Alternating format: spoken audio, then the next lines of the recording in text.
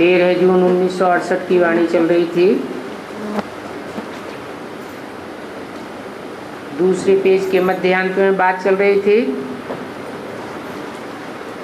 भारत का ही all-round part है। भारत के अलावा और कोई खंड को नहीं कहेंगे कि इस सृष्टि पर ऑलराउंड पार्ट है।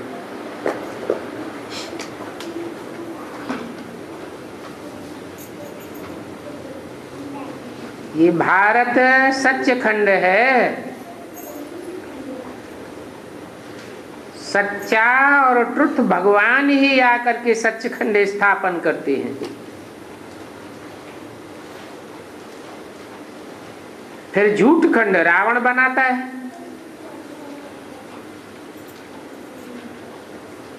झूठ खंड बनता है तो सच की रत्ती नहीं रहती।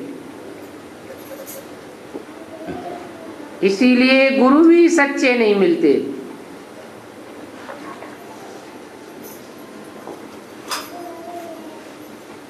अभी तुम समझते हो कि गुरु जिनके अंधले उनके चेले भी सत्यानाश हो जाते हैं, क्योंकि वो भी पूरे अंधे होते हैं। वो सन्यासी तो फॉलोअर्स हैं अपने गुरु के। उनके फॉलोअर्स गृहस्थी भी बनते हैं, तो उन गृहस्थियों को फॉलो कैसे कहेंगे?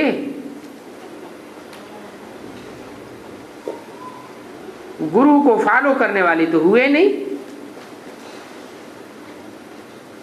क्योंकि वो सन्यासी गुरु तो कफनी पहनते हैं और उनके फॉलोअर्स गृहस्थी तो कफनी नहीं पहनते।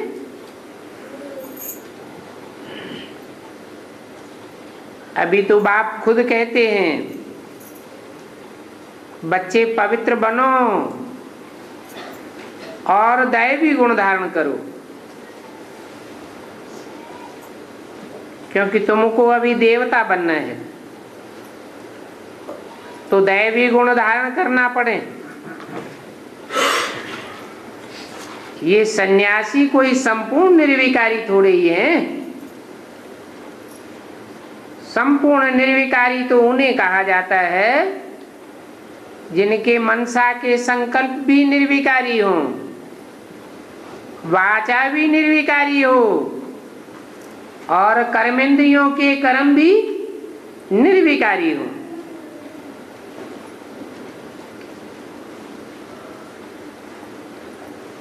वो सन्यासी तो घड़ी घड़ी विकारियों के पास जाकर के जन्म लेते हैं।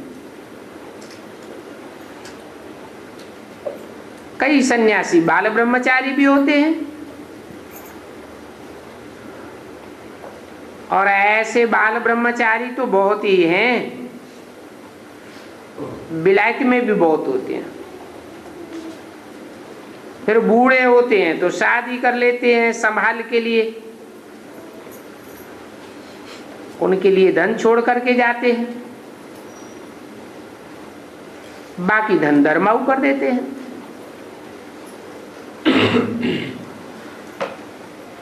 यहाँ तो उनका बच्चों में बहुत मोह है, ममत्व बहुत है। जांच रखते हैं हमारे बच्चे पिछाड़ी में ठीक चलाते हैं या नहीं। परंतु आजकल के तो बच्चे हैं ही बिच्छू टिंडन। सोचते हैं बाप वानप्रस्थ में गया तो अच्छा हुआ, हमको चाबी तो मिल गई।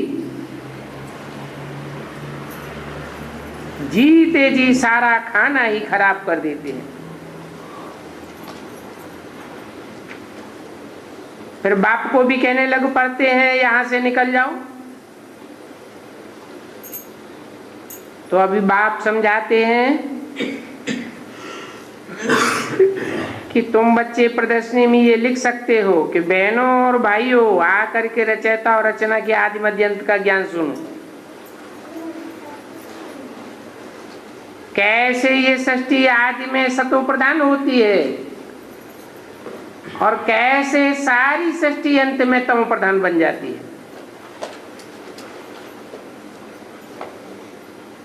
इस सृष्टि चक्र को जानने से तुम चक्रवर्ती देवी देवता विश्व के महाराजा महारानी बन जाएंगे। ये बाबा बच्चों को ज्ञान देते हैं, क्योंकि सदगति क्या है, ज्ञान से करने वाला सदगुरु एक ही है, बाकी सभी तो अंधले गुरु हैं। खुद अंधकार में है, चेलों को भी अंधकार में ले जाते।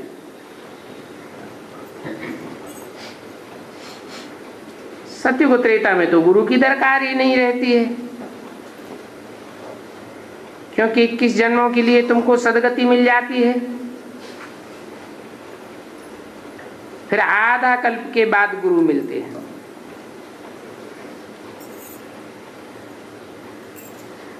वो गुरु भी अंधे, उनके फॉलोअर्स भी अंधे हो जाते।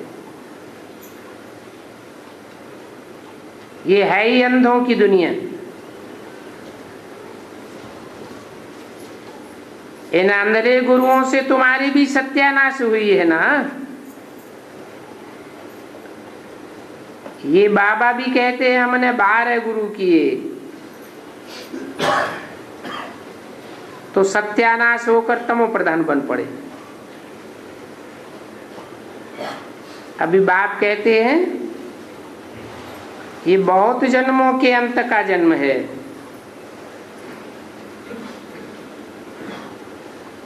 मैं इनमें ही प्रवेश करके ब्रह्मा के सामने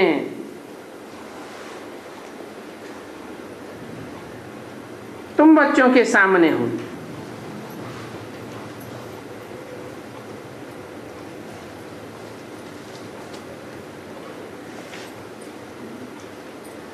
विष्णु को 4 भुजाएं क्यों देते हैं?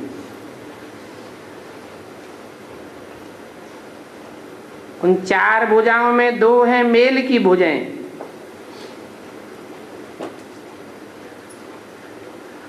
और 2 फीमेल की हैं।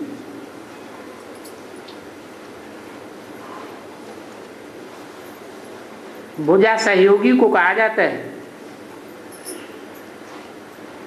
तो 4 आत्माएं हैं जिनके स्वभाव संस्कार का कॉम्बिनेशन होता है। 2 मेल के रूप में स्वभाव संस्कार और 2 फीमेल के रूप में।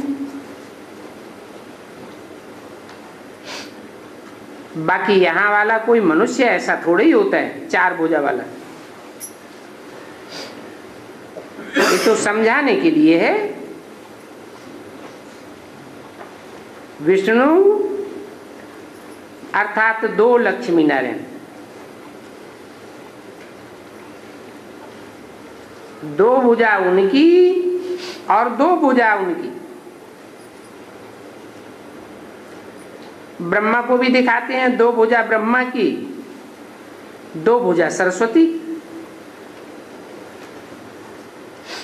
तो दोनों ही बेहद की भुजाएं हो गई। ऐसे नहीं कि सन्यास करके कोई दूसरी जगह चले जाना है, नहीं। बाप कहते हैं गृहस्थ व्यवहार में रहते इस नरक का बुद्धि से त्याग कर दो। इस नरक को भूल जाओ, स्वर्ग को याद करो। नरक को पुरानी दुनिया कहा जाता है और स्वर्ग को नई दुनिया कहा जाता है।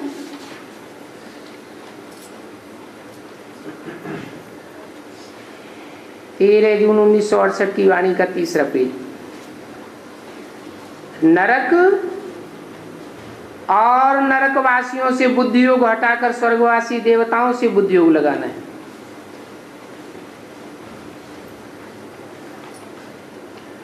अभी तो सब ही नरकवासी हैं,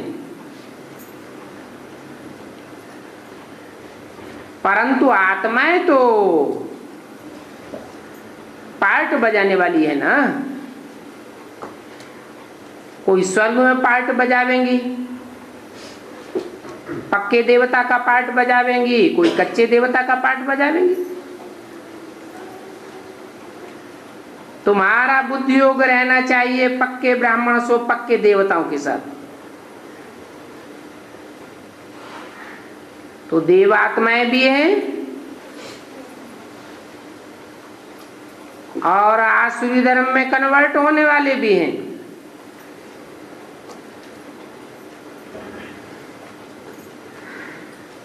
ये बच्चे पढ़ते हैं तो बुद्धि में रहता है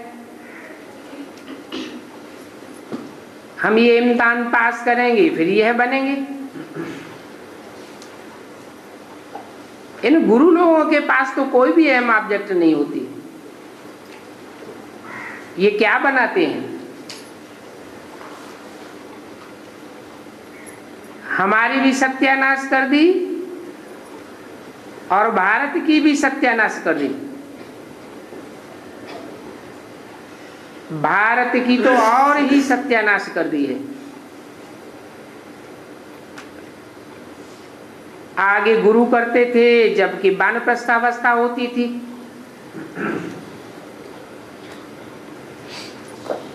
अभी बाप कहते हैं मैं भी उनकी वानप्रस्थावस्था में प्रवेश करता हूं।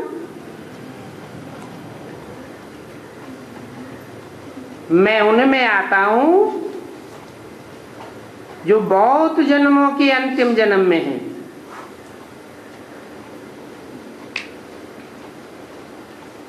चक्कर लगाते लगाते 84 के चक्र में आते आते अंत में सत्यानाश हो गई है।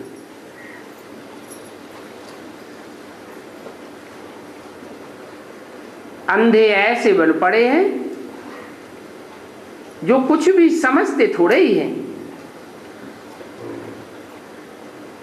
और ही बोलने लग पड़ते हैं।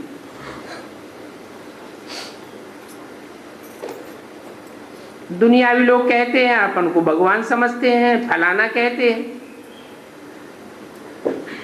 अरे इन चित्रों में तो साफ लिखा हुआ है भगवानवाच। मैं बहुत जन्मों के अंत वाले जन्म में ही प्रवेश करता हूं। ऐसों में प्रवेश करता हूं जिन्होंने शुरू से लेकर के अंत तक पाठ बजाया है।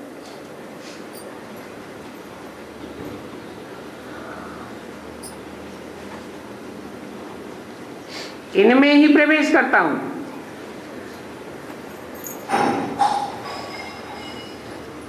और इसको फिर पहले नंबर में आना है। कहते भी हैं ब्रह्मा सु विष्णु, विष्णु सु ब्रह्मा। जो आदि है सो अंत, जो अंत ब्रह्मा है सो आदि विष्णु। ब्रह्मा को भी 4 भुजाएं देते हैं और विष्णु को भी 4 भुजाएं देते हैं। हिसाब भी है। जो ब्रह्मा सरस्वती सो लक्ष्मी नारायण, फिर लक्ष्मी नारायण सो ब्रह्मा सरस्वती बनते हैं। तुम झट ये हिसाब बतलाते हो। विष्णु अर्थात ये लक्ष्मी नारायण 84 जन्म लेते लेते फिर आकर के ये साधारण ब्रह्मा साधारण रूप में सरस्वती बनते हैं। इनका नाम भी बाद में बाबा ने ब्रह्मा रखा है।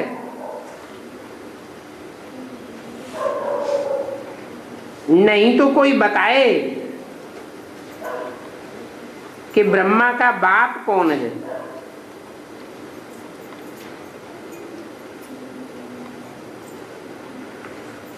तुमसे पूछेंगे तो तुम कहेंगे जरूर कि ब्रह्मा का बाप शिव बाबा।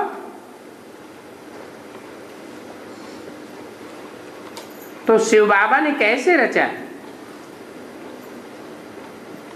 जरूर एडॉप्ट किया। अभी बाप कहते हैं मैं इनमें प्रवेश करता हूं,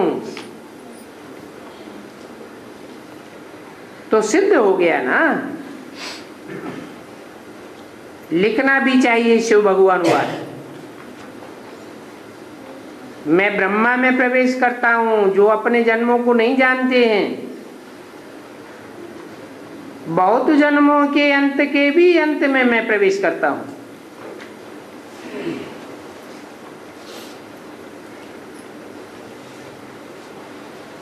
बहुत जन्म कितने? 84। और 84वें जन्म का अंत क्या हुआ? बहुत जन्म होते हैं 84। 84वें जन्म में प्रवेश करता हूं तो नाम बदल देता हूं। नाम पड़ता है ब्रह्मा। फिर ब्रह्मा के भी अंतिम जन्म के हिस्से में प्रवेश करता हूं। वो भी जब वानप्रस्थ अवस्था होती है तब आता हूं।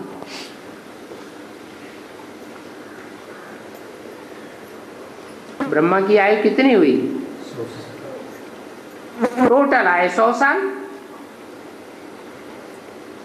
60 साल की अवस्था में प्रवेश करता हूं।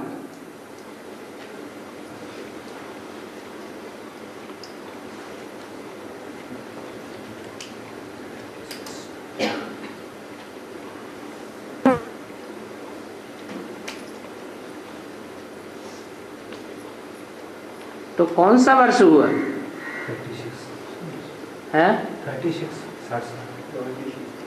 36 में प्रवेश करता हूं। अगर 36 में प्रवेश करता हूं तो यह बात बाप कहते हैं, यह कहने वाला कोई और है। बाप के रूप में प्रवेश करता हूं, और प्रवेश करता हूं तो प्रत्यक्ष होता हूं क्या? प्रत्यक्ष तो नहीं होता हूं। ब्रह्मा की भी जब वानप्रस्थ अवस्था हो तो कब होती है ब्रह्मा की वानप्रस्थ अवस्था? 76 में होती है। 76 में भी संपन्न स्टेज नहीं कहेंगे, क्योंकि संपन्नता वर्ष सन 77 मनाया गया। तो 77 में वानप्रस्थ अवस्था पूरी हुई। 60 साल कि 100 साल है? हाँ, ब्रह्मा की दादा लेखराज की 100 साल अवस्था नहीं हुई। किसकी हुई? प्रजापिता ब्रह्मा। तो जब दुनिया पतित और पुरानी हो जाती है तब ही मैं आता हूं।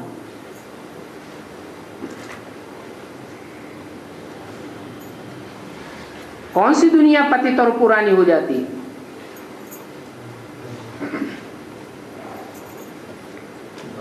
बाहर की दुनिया तो अभी भी पतित होती जाती है। ब्राह्मणों की दुनिया भी पतित और पुरानी हो जाती है। जो ब्राह्मण सो देवता बनते हैं। तो कितना सहज बतलाता हूं। गायन भी है, धृतराष्ट्र की औलाद अंधे।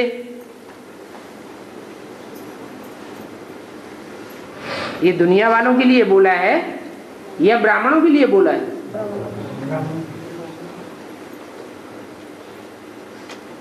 दुनिया वालों में तो कौरव पांडव यादव होने की बात ही नहीं।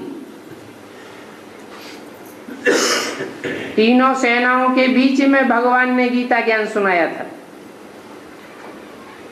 दुनिया वाले तो जानते भी नहीं है। तो बात किनकी है? ब्राह्मणों की दुनिया की बात है। ब्राह्मणों की दुनिया में धृतराष्ट्र भी हैं और उनके बच्चे कौरव भी हैं। ब्राह्मणों की दुनिया में पांडु भी है, पंडा, सच्चा रास्ता बताने वाला,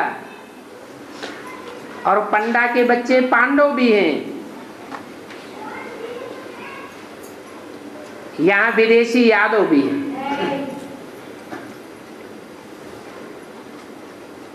जो द्वापर युग से विदेशी धर्मों में कन्वर्ट हो जाते हैं।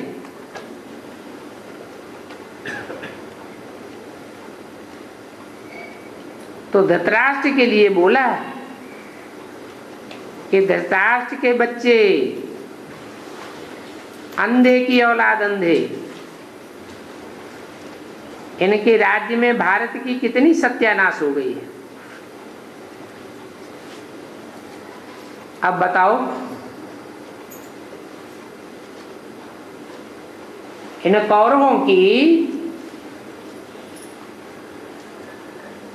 कौरवों के राज्य में भारतवासियों की सत्यानाश की किसने? इसका निमित्त कौन है?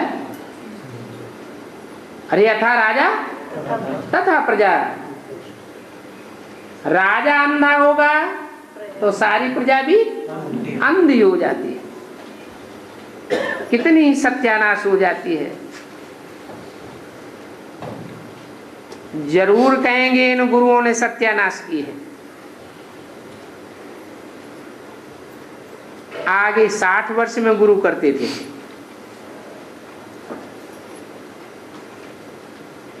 अभी तो जन्म से ही गुरु कर देते हैं।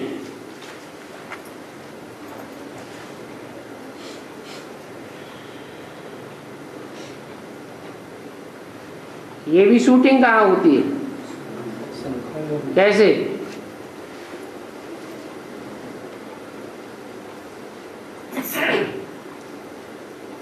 यज्ञ के आदि में चाहे ब्रह्मा हो चाहे प्रजापिता हो, 60 वर्ष की एज में जब प्रवेश किया तो गुरु बना।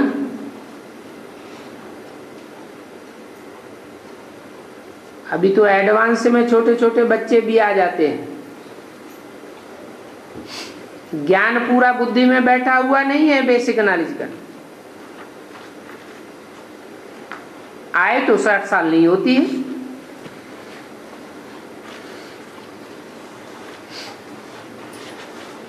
ये छोटी उम्र में गुरु करना कहां से सीखे हैं?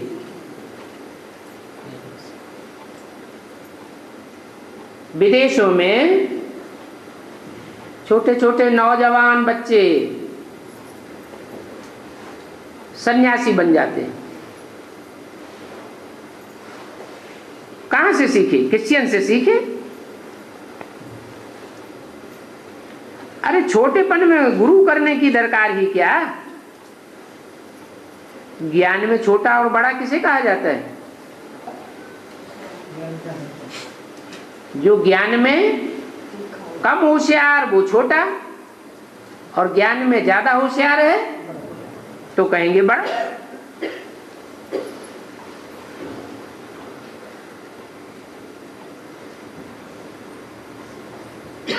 समझते हैं छोटेपन में मरेंगे तो सदगति को पालेंगे। अभी बाप समझाते हैं, यहां इस पतित दुनिया में कोई की भी सदगति नहीं हो सकती, क्योंकि पतित दुनिया में सब पतित हैं और पावन दुनिया में सब पावन ही होंगे। बाप कहते हैं तुम्हारे गुरु लोग अंधे थे तो तुम्हारी सत्यानाश हो गई। अभी ऊंच ते ऊंच बाप तुमको मिला है तो कितना ऊंच बनाते हैं। भक्ति में तुम सीढ़ी उतरते आए हो।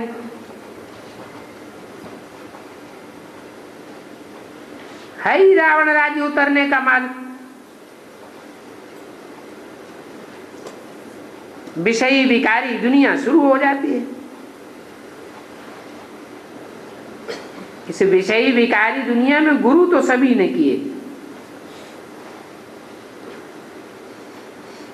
ये खुद भी कहते हैं हमने बहुत गुरु किए। इन गुरुओं ने ऐसी ऐसी बातें सुनाई हैं जो गालियां ही गालियां दी हैं। भगवान जो सभी की सदगति करते हैं उनको भी गालियां दे दी।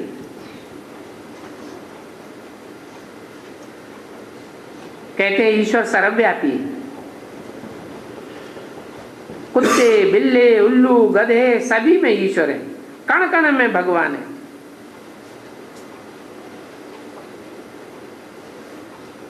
पेट ही नहीं भरता। ऐसी ऐसी हिडियत पने की गालियां देने लग पड़ते। कहते हैं ठिक्कर भीतर में परमात्मा है।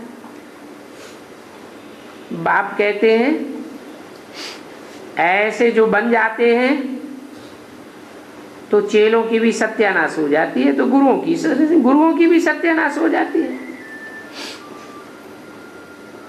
ऐसे ऐसे हिरण्याकश्यप बन जाते हैं कि अपन को ही ईश्वर का रूप बतलाने लग पड़ते हैं। माताएं उनके पैर धो करके पीती हैं।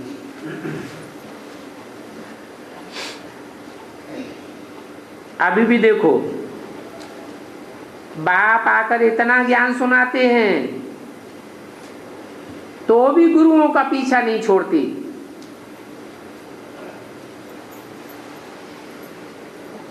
बहुत जंजीरें पड़ी हुई हैं और जंजीरें भी कोई बहुत मोटी होती हैं, कोई पतली होती है। कोई सोने की जंजीर, कोई लोहे की जंजीर। लोहे की जंजीर लौकिक दुनिया वालों की होती है, सोने की जंजीर अलौकिक ब्राह्मण परिवार में पड़ती है।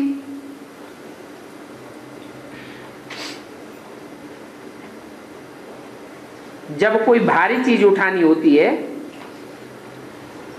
तो कितनी मोटी जंजीर उठाते हैं, मजबूत। इनमें भी ऐसे हैं, कोई तो आकर के तुम्हारा सुनेंगे और अच्छी रीति पढ़ेंगे, कोई नहीं समझते हैं तो ध्यान नहीं देते, एक कान से सुनते हैं दूसरे कान से निकाल देते। नंबरवार माला के दाने बनने हैं। वारसदारों की भी माला बनती है। प्रजावर्ग में जाते हैं उनकी भी माला है नंबरवार। एक जैसे तो हो नहीं सकते।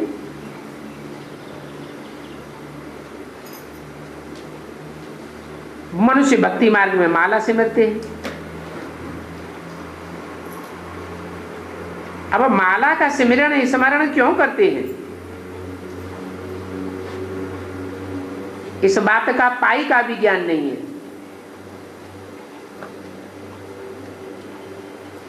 पूछो क्यों करते हो तो कहेंगे गुरु ने कहा है माला फेरते रहो। बस राम राम की धुन लगा देते हैं,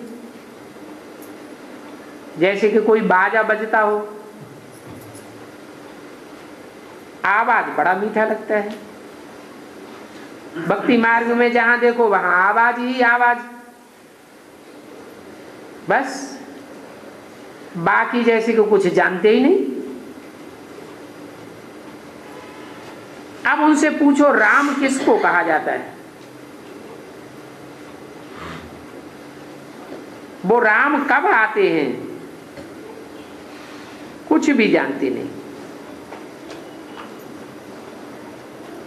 राम को त्रेता में ले गए हैं, कृष्ण को द्वापर में ले गए हैं। फिर राम को 14 कला संपूर्ण और कृष्ण को 16 कला संपूर्ण। अरे उतरते युग में कलाएं कम हो जाएंगी या 2 कलाएं 4 कलाएं बढ़ जाएंगी।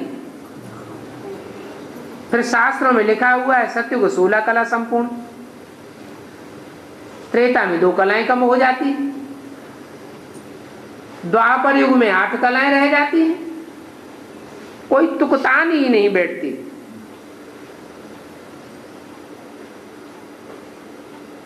ये सब चरियाई किसने सिखाई?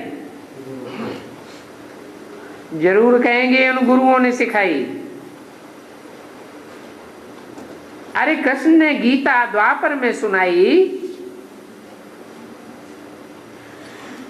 तो फिर उसका रिजल्ट क्या हुआ?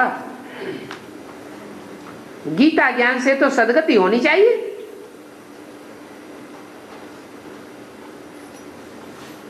फिर द्वापर के बाद कौन सा युग आया?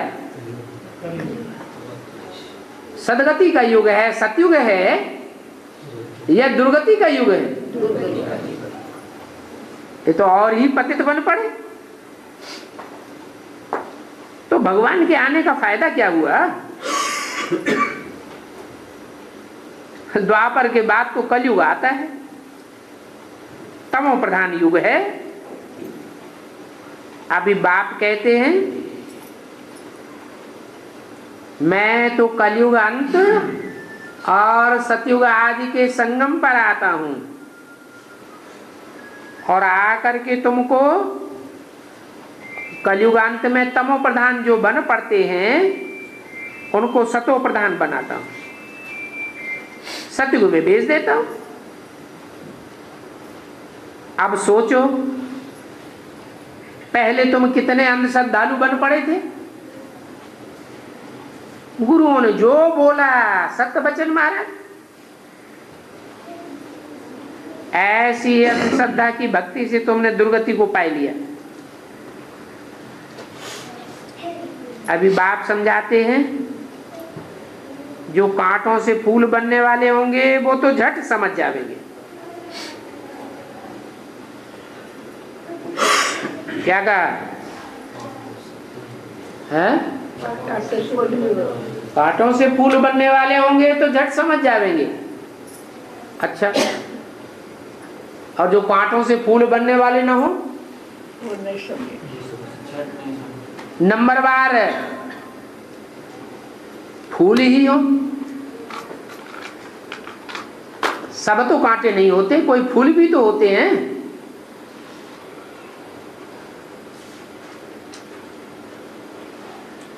तो जो फूल होंगे वो झट नहीं समझेंगे, समझेंगे, फूल झट समझेंगे।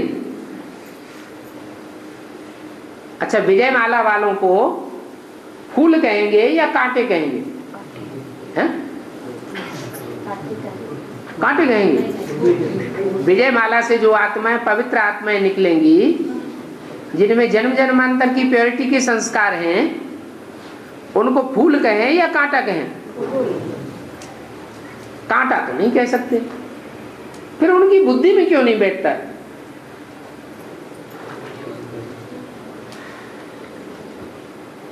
क्योंकि बाप पतितों को ही आकर पावन बनाते हैं। तो कहेंगे ये तो बिल्कुल सत्य बात है। कोई कोई लोग अच्छी रीति समझते हैं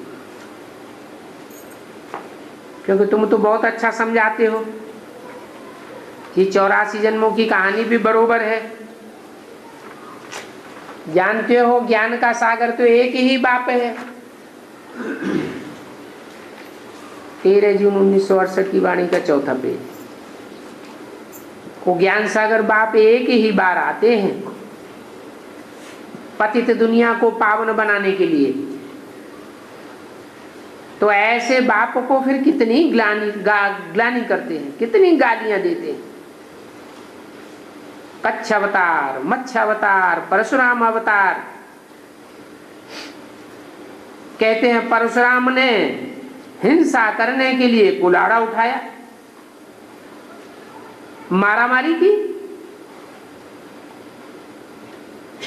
अभी भगवान हिंसा करना सिखावेंगे? भगवान आकर जो अहिंसक दुनिया स्थापन करते हैं,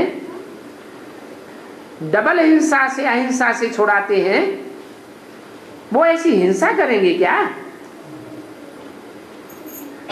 ऐसी असत्य बातों को सत्य सत्य करते रहते,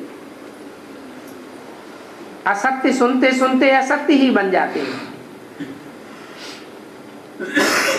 अभी तुम बच्चे समझते हो, वो सत्य वचन करने का युग है भक्ति मार्ग, और ये है ज्ञान मार्ग। यहाँ तो हर बात बुद्धि से समझी जाती है और समझाई जाती है, और ज्ञान सुनाने वाला तो एक ही ज्ञान सागर है, उनकी ही महिमा गाई जाती है।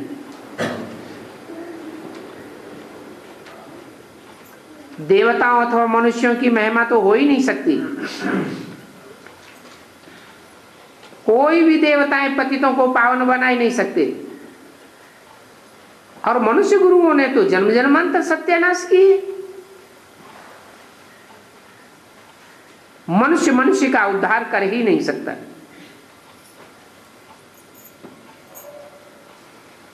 अभी एक ही बाप है जो मुकर्रर मनुष्य तन में आता है, वो मनुष्य सृष्टि का बीज है, और चैतन्य भी है। सत्य भी कहते हैं, चैतन्य भी कहते हैं। साकार में होगा तो सत्यचित आनंद स्वरूप कहा जाएगा, या बिंदी को सत्यचित आनंद कहेंगे। महिमा तो करते हैं ना, सत्यचित आनंद वो शांति का सागर है, सुख का सागर है, सभी अच्छी बातों का सागर है। वो आकर के तुम बच्चों को सभी कुछ बतलाते हैं, अपना भी परिचय देते हैं कि मैं कौन हूं। बाप का परिचय बाप के अलावा और कोई दे भी नहीं सकता। तो ये बातें दिल से लगे तब कुछ मिले। अभी तुमको तो ये बातें दिल से लग गई हैं। गुरु को कब बाबा व टीचर नहीं कहा जाता है।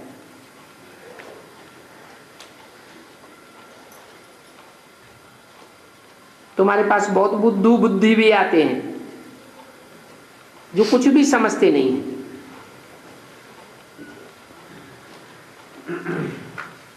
समझाया भी जाता है कि वह बेहद का बाप भी है, टीचर भी है, क्योंकि रचयिता और रचना की आदि मध्य अंत का ज्ञान देते हैं। वो सच्चा सदगुरु भी है। एक ही स्वरूप है जो नंबरवार पार्ट बजाते हैं। बाप का भी पार्ट बजाते हैं, टीचर का भी पार्ट बजाते हैं, सदगुरु भी का भी पार्ट बजाते हैं। सदगुरु बनकर के सबको शांति धाम सुख धाम ले जाते हैं। और आते कब हैं? दिन में आते हैं या रात में आते हैं? दिन में आने की उनको दरकार ही नहीं। जब ठोकरें खाते हैं तब बाप को बुलाते हैं। तो मैं रात को ही आता हूं। घोर अंधेरी रात कब होती है?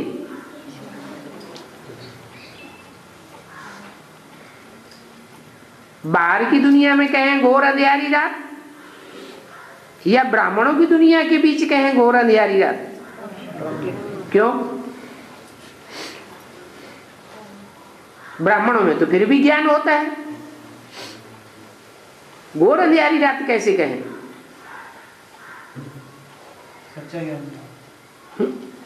इसलिए कहें कि सन 76 में भल बेसिक ज्ञान होता है। फिर भी ज्ञानी तो अपन को समझते हैं, लेकिन बाप की पहचान कोई को नहीं होती। तो कहेंगे कि ब्राह्मणों की दुनिया में भी घोर अंधेरी रात हो जाती है। यहाँ का ही गायन है, रात्रि के कौन से टाइम पर आते हैं? कहते हैं घोर अंधियारी रात, रात्रि के 12 बजे शिवरात्रि मनाते हैं। तो कौन सा टाइम हुआ ब्राह्मणों की दुनिया में? है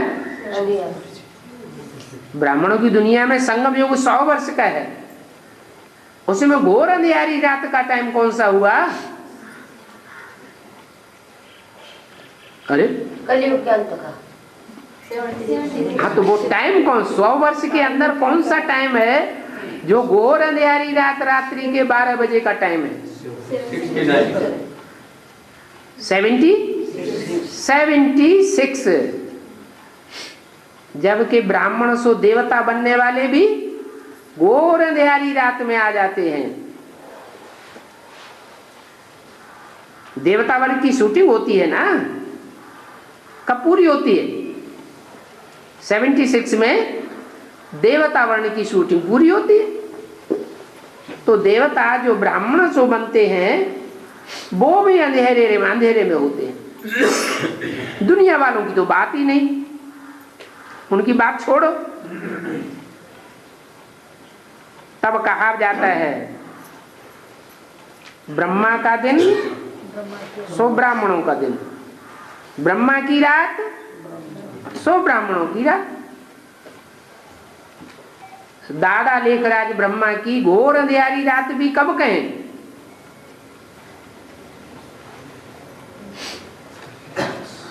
है? उनके लिए अमावस्या की रात कब हुई? 76। तो चंद्रमा की लीक दिखाई जाती है जब प्रवेश करते हैं। किसको? चंद्रमा की लीक किसको दिखाते हैं? शंकर के मस्तक पर दिखाते हैं।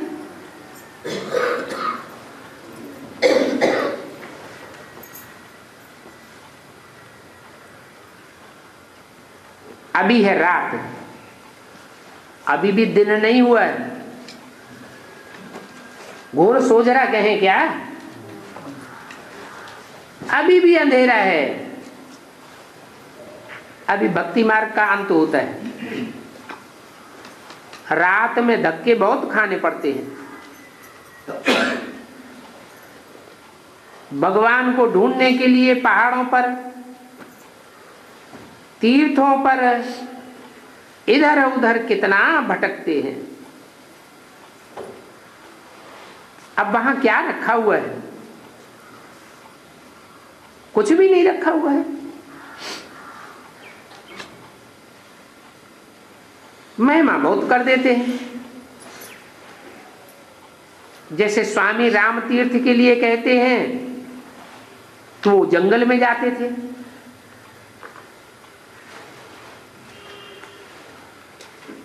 उनमें ताकत थी तो जंगल में रहते थे। ब्रह्म में लीन होने के लिए कितना माथा मारते हैं,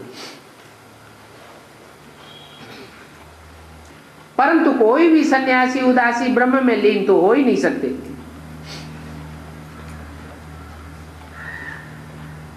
समझते भी नहीं है कि ब्रह्मलोक कहाँ है। बल गीता में गाया हुआ है कि मैं सूरज चांद सितारों की दुनिया से परे रहता हूं, फिर भी जानते नहीं है। अभी बात समझाते हैं, समझाते हैं कि ब्रह्म में लीन होने की तो बात ही नहीं है। ना आत्मा परमात्मा में लीन होती है, ये तो याद में लवलीन होने की बात है। उनको ये पता ही नहीं है कि जो भी एक्टर्स हैं उन सभी एक्टर्स का पार्ट अविनाशी है। अगर एक चुल्लू पानी लेकर के समुद्र में मिला दें तो पानी को अविनाशी कहेंगे? वो चुल्लू पानी वापस आ सकता है? नहीं आ सकता, उसका तो विनाश हो गया। तो कोई भी आत्माएं ब्रह्म में लीन नहीं होती हैं। 5000 वर्ष का अविनाशी पार्ट भरा हुआ है हर आत्मा में। जब आत्मा है ही अविनाशी, तो लीन होने की बात ही नहीं।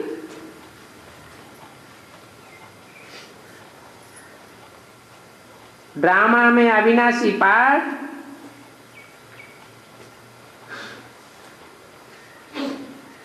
आदि से लेकर के अंत का पार्ट एक ही आत्मा में पूरा भरा हुआ है।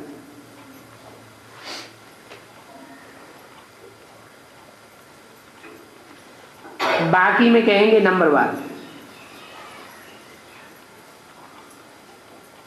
जो मनुष्य सृष्टि का बीज कहा जाता है, पूरे 84 जन्मों का पार्ट भरा हुआ है। कितनी वंडरफुल बातें हैं, ये कुदरत है। इतनी छोटी सी आत्मा, उसमें अविनाशी पार्ट,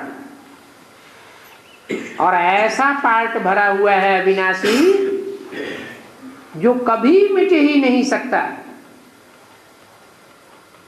कल्प कल्पांतर से पार्ट बजाते चले आए, पार्ट घिसता ही नहीं। ये बातें बाप ही सुनाते हैं। ये अविनाशी चक्र फिरता ही रहता है। ऐसे नहीं कि कोई नई आत्मा बन जाती है। हाँ, आत्माओं में पार्ट भरा हुआ है जो फिर बजाते रहते हैं। 84 जन्मों के बाद फिर ये लक्ष्मी नारायण बनते हैं। तुम यहां आए ही हो फिर से लक्ष्मी नारायण बनने के लिए, तो जरूर हिस्ट्री ज्योग्राफी रिपीट होगी। 5000 वर्ष की हिस्ट्री। कि क्राइस्ट, बुद्ध आदि इन सभी ने अपने अपने समय पर जन्म लिया, फिर से अपने अपने समय पर आवेंगे। ये बेहद का ज्ञान है जो बाप ही समझाते हैं। पहले पहले मुख्य पार्टदारी है ये लक्ष्मी नारायण। उनको कहेंगे लक्ष्मी नारायण दी फर्स्ट। उस समय प्रजा भी बहुत थोड़ी होती है। फिर बड्डी को गाते रहते हैं।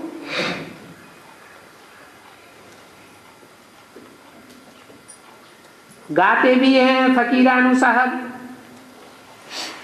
अभी तुम सभी फकीर हो ना, फिर साहबजादे बन जाते हो। अभी तुम्हारे पास कुछ भी नहीं है, खाली हो गए हो, तो तुम फकीर ठहरे। उन फकीरों के पास तो 5000 10,000 निकल भी आते हैं। जब जांच होती है तो पता लगता है तुम तो पूरे फकीर, और पूरे फकीर से पूरे अमीर बन जाते हो। तुमसे जास्ती साहूकार इस दुनिया में और कोई बनता ही नहीं।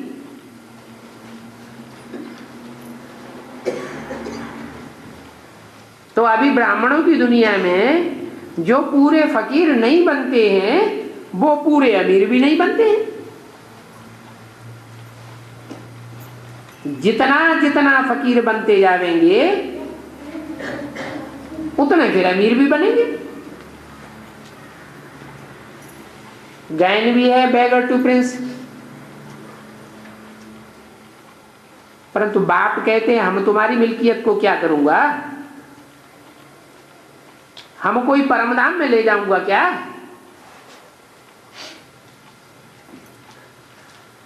बच्चे बाप को देते हैं, ईश्वरीय सेवा में लगाते हैं, खुद फकीर बन जाते हैं, तो बाप क्या परमधाम में ले जाता है? क्या करता है? बच्चों का धन बच्चों की सेवा में ही लगाते हैं, तुमको ही ट्रस्टी बनाते हैं। फिर जो सच्चे ट्रस्टी होते हैं उनके दिल में रहता है ये सभी कुछ ईश्वर ने दिया है, ईश्वर का है, ईश्वर ने ही दिया, और अगर परीक्षा के टाइम पर ईश्वर ने ही ले लिया तो दुखी होना चाहिए या सुखी होना चाहिए? है, जिसकी चीज उसने ले ली तो फिर शोर क्यों मचाते हो?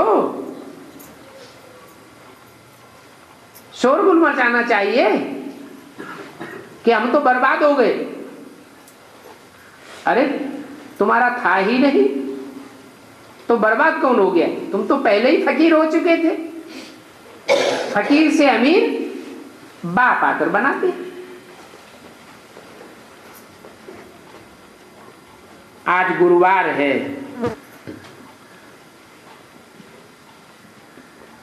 तो बृहस्पति की दशा हो जाती है। ये बृहस्पति की दशा है ऊंचते ऊंच। ये बहुत ऊंचते ऊंच दशा है। ऐसी दशा जिनके ऊपर बैठती है वो स्वर्ग में तो जरूर आवेंगे।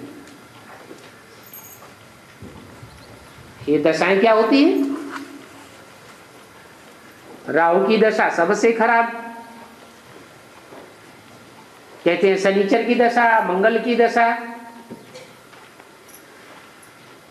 बृहस्पति की दशा सबसे ऊंची बताते हैं। ये क्या होता है?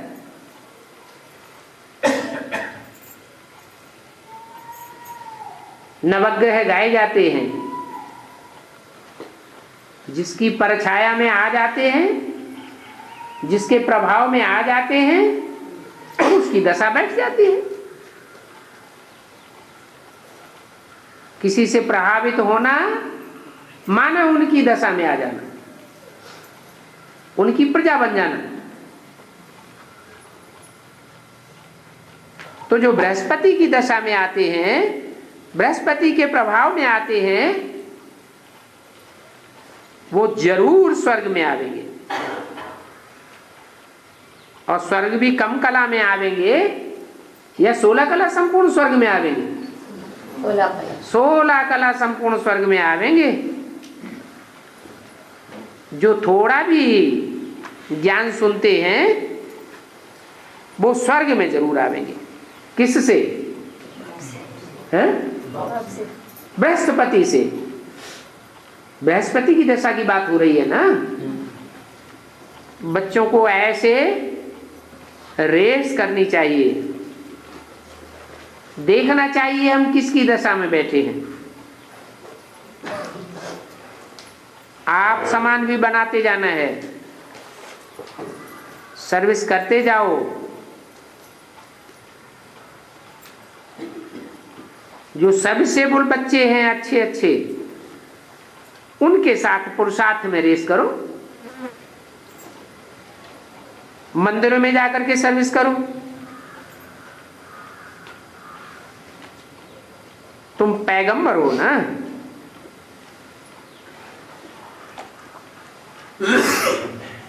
बाप का पैगाम देते हो। उन क्राइस्ट बुद्ध आदि को पैगंबर थोड़े ही कहेंगे। उनको कौन सा बाप मिलता है जो उनको पैगंबर कहें? बाप तो तुमको मिला है। वो कोई पैगाम नहीं लाते हैं। तुम बच्चे बाप का पैगाम देते हो।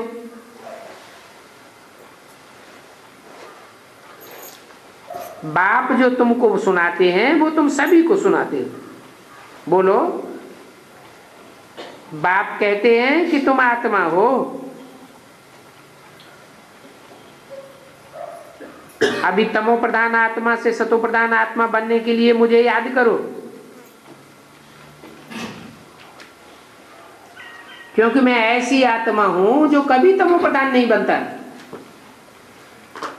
न रजो प्रधान न सतो सामान्य। सदैव क्या हूं? सदैव सत्य ही सत्य। तो सत्य बाप को याद करना चाहिए, तो तुम्हारे पाप भस्म हो जाएंगे।